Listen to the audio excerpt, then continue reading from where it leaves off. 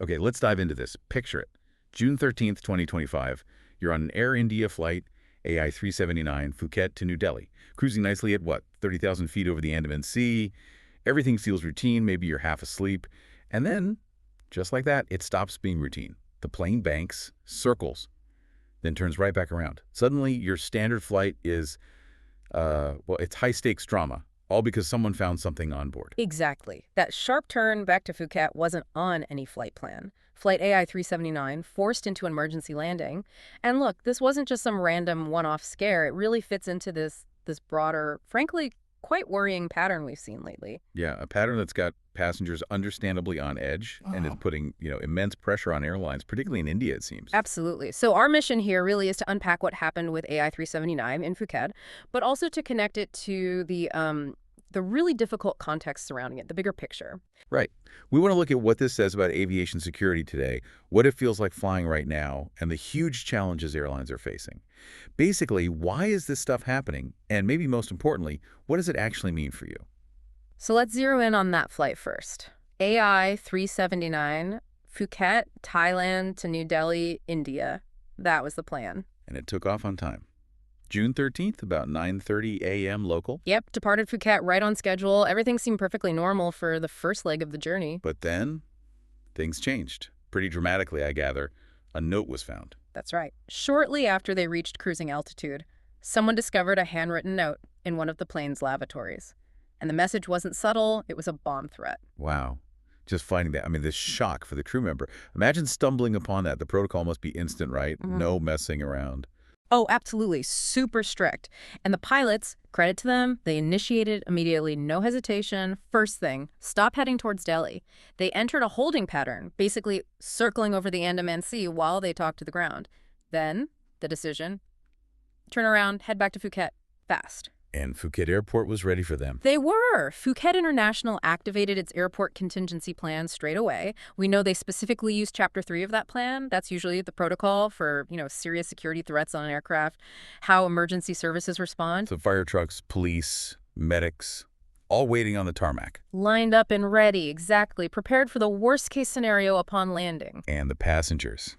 Once the plane landed safely, what happened to them? Priority 1. Get everyone off. All 156 passengers were evacuated. Quickly, calmly as possible under the circumstances, moved to a secure holding area well away from the aircraft itself. You can only imagine what they were feeling. Yeah. Fear, confusion. Probably pretty annoyed, too, after that detour. No doubt. And then comes the slightly strange part of the story, the aftermath. The airport's bomb disposal squads moved in, and they did what's described as an incredibly thorough sweep of the entire plane. Checking everywhere. Under seats, overhead bins, the lot. Everything. Compartments, panels, painstaking work, looking for any sign of an explosive device. And after all that drama, the note, the diversion, the evacuation, the bomb squad. Nothing. Absolutely nothing. Not a trace of explosives. The plane was eventually declared completely clear, safe. Wow. So zero actual threat in the event. Nicely. Zooch, nada. Which is, of course, the best outcome safety-wise, but it adds this layer of anticlimax, doesn't it, after what must have been a terrifying few hours for everyone involved. Did they find out who wrote the note?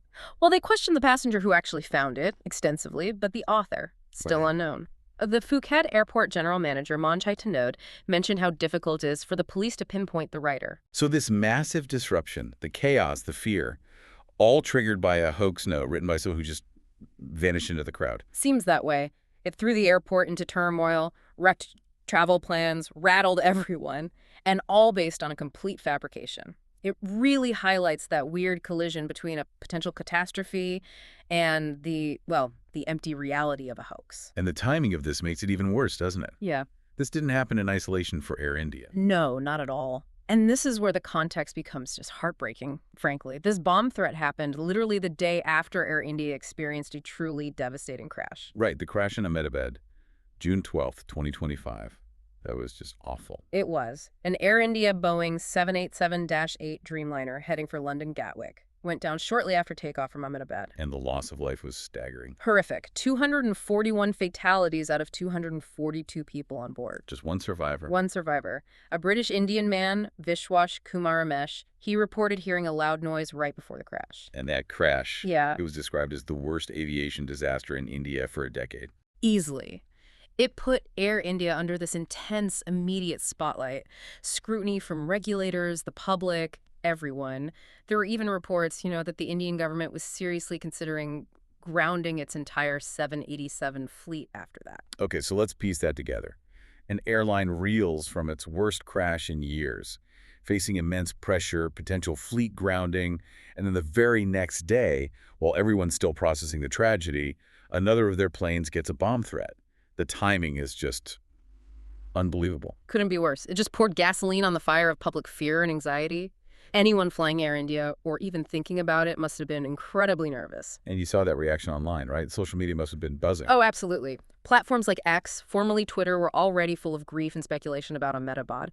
When the Phuket news broke, it just intensified everything. You saw people asking, what the hell is going on with AI? Meaning Air India.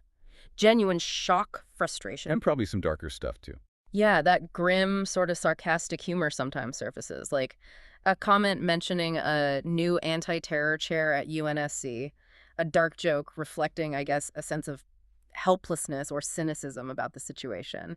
It really showed how deeply unsettling that 1-2 punch the crash than the threat was for people. Which brings us to the bigger picture, because this Phuket incident, while dramatic, wasn't unique, was it? It was part of something larger affecting Indian aviation. Exactly. It's part of this widespread and honestly alarming trend, a real spate of these kinds of incidents. How many were we talking about? Get this. In the weeks leading up to that June 13th threat in Phuket, there were nearly 100 flights across various Indian airlines facing similar scares. 100. Yeah. That's staggering. And not just Air India. No, not at all. Indigo, Vistara, Akasa Air, Air India Express, they've all been targeted alongside Air India. It's across the board. And where were these threats coming from? The vast majority seem to originate online, social media mostly, often from accounts that are, unverified, brand new, or deleted almost immediately after posting. Okay, nearly 100 threats, mostly online. But what was the outcome? Were any of them real? And here's the crucial and maybe the most infuriating part. Every single one of those threats, every single one, turned out to be a hoax. Not one involved an actual bomb or a materialized security risk. Zero. So 100 false alarms disrupting flights. That's incredible. It really shows how easily digital disruption can cause real-world chaos for airlines. And we saw specific examples even before Phuket. Back in October 2024, an Air India Express flight, Ayodhya to Bengaluru, got delayed significantly because of a threat from what was called a shady X-handle. Okay. Then just 4 days later, another Air India flight, Dubai to Jaipur this time, had to make an emergency landing. Same reason. False alarm, threat received. And other airlines too, you said? Yep. Just days before that Dubai incident, an Indigo flight, Kozhikode to Dammam in Saudi Arabia, faced the exact same disruption. The pattern is just undeniable. High volume of threats, mainly digital, consistently hoaxes. So when a threat like this comes in a note, a tweet, whatever what actually happens, what's the standard procedure? It can't just be panic, right? There's a process. Oh, definitely. Aviation security protocols are designed to treat every threat incredibly seriously, even if it seems unlikely. Safety is paramount. So step one is? Immediate communication.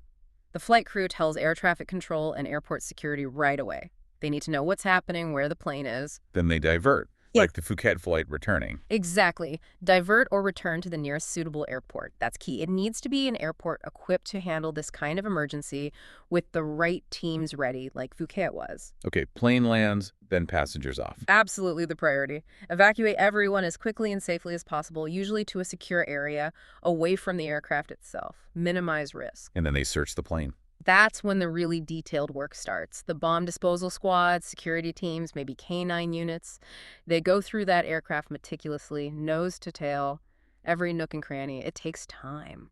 And while that's happening, they're trying to find out who made the threat. Concurrently, yes. An investigation kicks off immediately, trying to trace the source, which, as we've seen, whether it's a note or a tweet, is often really, really difficult. This whole process, it's vital for safety, obviously, but the disruption, the cost, it just begs the question, why? Why would someone do this? What's the motivation behind these hoaxes? It's baffling, isn't it? You think about the fear, the chaos caused. Who actually does that? Writes a terrifying note, sends a fake threat. What's the psychology there? Is it just maliciousness or something else? Experts suggest it's usually not about wanting to cause actual physical harm with a real bomb. Often the motives are more psychological. Things like attention seeking, wanting to be the center of a drama. Could be revenge against the airline, maybe a disgruntled passenger, even an employee. Sometimes, believe it or not, just sheer boredom or a misguided attempt to, I don't know, test the system, see what happens. And the internet makes it easy, right? Anonymous accounts. Terrifyingly easy. Spreading panic online from a fake or throwaway social media account lets someone cause massive real-world disruption and fear, often without being easily traced. Yeah, tracking those digital footprints must be a nightmare for investigators. Masked IPs, deleted accounts. Exactly. It's a huge challenge trying to find that one digital fingerprint in this massive shifting cloud of online data. And while they're struggling with that, the airlines and passengers are dealing with the very real consequences. And that's the core of it, isn't it? The real impact. This goes way beyond just being late. Absolutely.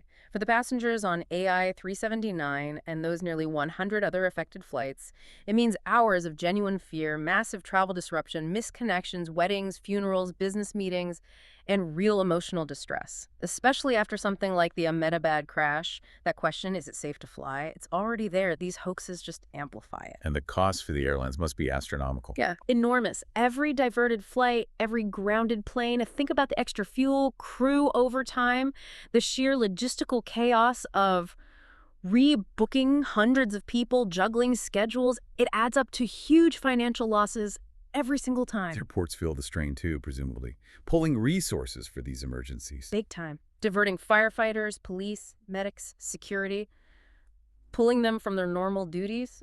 It puts a real strain on airport operations. Someone online summed it up pretty well, didn't they? Yeah, there was an ex-user who put it succinctly.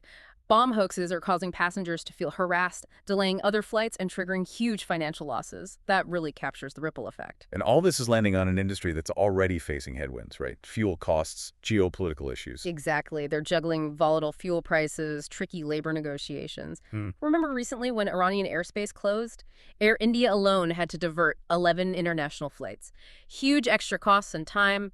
These hoaxes are just another layer of man-made pressure on an already stressed system. And the trust issue. Yeah. That's massive. These incidents chip away at public confidence. Severely. A crash followed by a bomb threat on the same airline.